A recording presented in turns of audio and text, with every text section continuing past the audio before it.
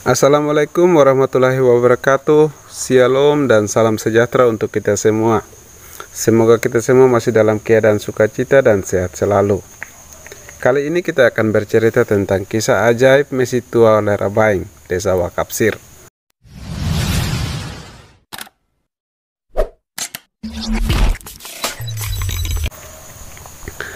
Pulau Alor memiliki beberapa situs tua bersejarah yang membuat wisata sejarah menjadi tertarik untuk dicari ke sini. Salah satu peninggalan sejarah yang bisa dipelajari adalah keberadaan Masjid Lerabaing yang menarik dengan kisahnya yang ajaib. Masjid tua yang berarsitektur khas Ternate dari tahun 1633 silam, dibangun dengan fondasi tiang tanpa disambung paku atau pen kayu. Luar biasanya masjid ini tidak pernah roboh.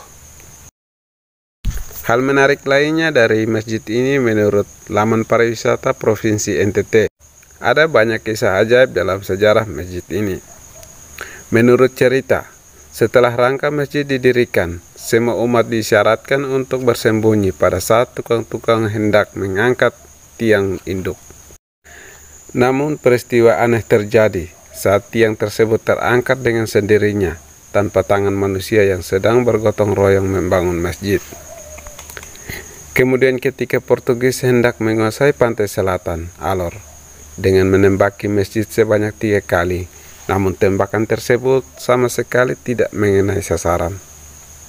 Masjid ini menjadi saksi penyebaran Islam di Alor oleh keturunan Kesultanan Ternate seperti Kimles Gogo yang pertama kali mengislamkan penduduk Lerabaing. Masjid berbentuk rumah panggung dengan lebar dan panjang 11 meter ini. Dilansir dari website situs budaya.id, Masjid At-Taqwa Lerabaing dibangun pada masa pemerintahan Raja Kinanggi Atamalai pada tahun 1619 sampai 1638 dengan bantuan Sultan Gimales Gogo dari Maluku. Raja Kinanggi Atamalai saat itu masih menganut paham animisme. Kemudian pada tahun 1625, ia beserta seluruh kerajaannya diislamkan Sultan Gimales Gogo. Setelah menjadi seorang muslim, raja tersebut dengan bantuan dari Sultan Gimales Gogo mulai mengembangkan agama Islam ke seluruh wilayah kerajaan Kui. Pada tahun 1633, dibangunlah masjid yang lalu digunakan sebagai pusat dakwah Islam di Kabupaten Alor melalui perniagaan. Masjid dengan konstruksi rumah panggung ini memiliki tiang-tiang penyangga yang sudah miring. Meski begitu, masjid ini masih tetap berdiri kokoh meski sudah berumur ratusan tahun. Keunikan masjid ini juga terdapat pada bentuk keempat sudut atap. Model ornamen yang berada di 4 sudut melambangkan 4 suku yang mendiami desa Wakapsir.